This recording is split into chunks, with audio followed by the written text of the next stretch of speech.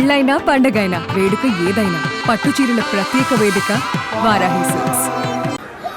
రాష్ట్ర దేశ విభజన జరిగినప్పటి నుంచి 1947 దేశ విభజన జరిగినప్పటి నుంచి ఎప్పుడు మనం ప్రశాంతత చూడాలి.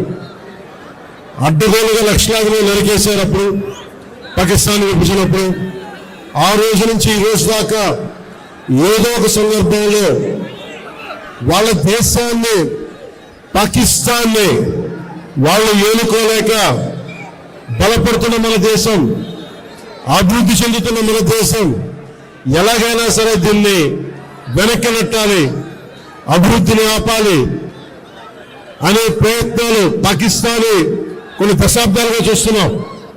ముఖ్యంగా ముంబైలో 26/11 అప్పుడు తాజ్మహల్లో హోటల్ పైన కసబ్ లాంటి తీవ్రవాదులు 72 గంటల పాటు ఏ స్థాయి దాడులు చేశారో మీకు తెలుసు.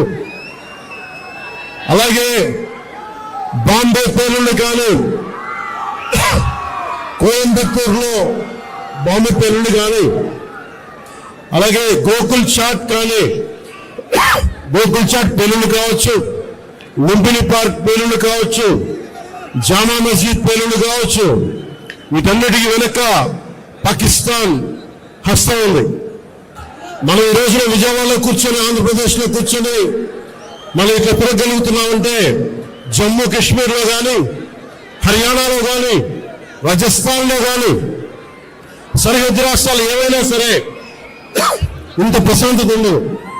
మనం చేయగలిగేది సైనికులకి మేము అండగా ఉన్నాం, మేము ధైర్యం చెప్పడం, అలాగే స్థానికంగా మనకి భారతదేశం లోపల ఎవరైనా సరే సూడో సెక్యులరిస్టులు ఎవరైనా సరే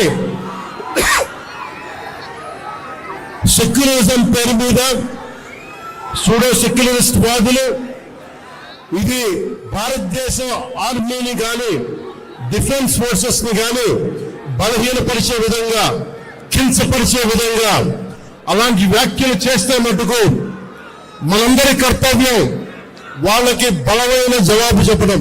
వాళ్ళు ఏ స్థాయి వ్యక్తులైనా కావచ్చు. ఇది మనందరం చాలా బలంగా నిర్ణయం తీసుకోవాలి, నిలబడాలి మన వాళ్ళ కోసం. అలాగే మురళీ నాయక్ 23 ఏళ్ల కుర్రవాడు. మురళీ నాయక్ దేశం కోసం సినిమాలు చూడలా, సినిమాలు చండిని చెప్పలా, భారత్ మాతాకి జై చెప్పాడు. ఎప్పుడైతే భారత్ మాతను ప్రేమిస్తారో వాళ్ళు నిజమైన దేశ పౌరులు. సినిమాలు రావచ్చు, సినిమాలు పోవచ్చు.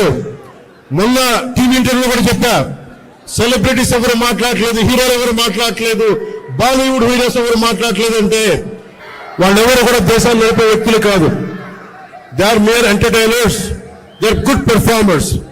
అంతకు మించి సెలబ్రిటీస్ గురించి దేశభక్తిని ఆశించకండి. దేశభక్తి కుర్రలో ఒక మురళీ నాయక్ లాంటి వాడు, 23 ఏళ్ల కుర్రవాడు పోతే సైనికుడిగా పోవాలి, దేశాన్ని కాపాడుతూ పోవాలి. అలాంటి మురళికి మనం ఏం చెప్పగలం? తల్లిదండ్రులకి ఏం చెప్పగలం? ఒకటి దేశం కోసం ప్రాణాలు ఒడ్డేసి వెళ్ళిపోయిన మురళీ నాయక్ ఆత్మకి శాంతి కలగాలని కోరుకుంటూ నిరంతరం మన గౌరవ ప్రధాని శ్రీ నరేంద్ర మోదీ గారికి ఎల్లప్పుడూ వెన్నంటే ఉంటాం, అండగా ఉంటాం అని తెలియజేసుకుంటూ, పాకిస్తాన్కి మనందరం మన భాషల్లో అన్నిట్లో కూడా ఒకటే చెప్పాలి, మీరు మా దేశం లోపలికి వచ్చి కొడితే మేము మీ ఇళ్లలోకి దూరొచ్చి కొడతాం. అది ఒకటి, అదే సమాధానం వీళ్ళకి. ఎంతకాలం ఇది నయా భారత్, కొత్త భారతం, శాంతి శాంతి శాంతి, శాంతి కపోతాలు ఎగరేయటం, శాంతి వచనాలు పనిచేయవు.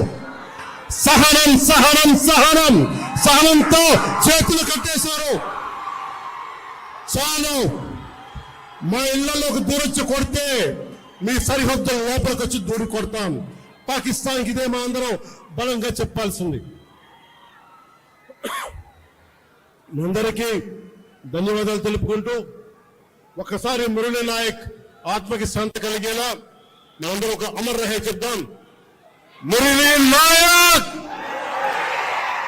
మురళీ నాయక్ జై హింద్. సుమన్ టీవీలో మీ పర్సనల్ అండ్ బిజినెస్ ప్రమోషన్స్ కోసం కింది నెంబర్కి కాంటాక్ట్ చేయండి.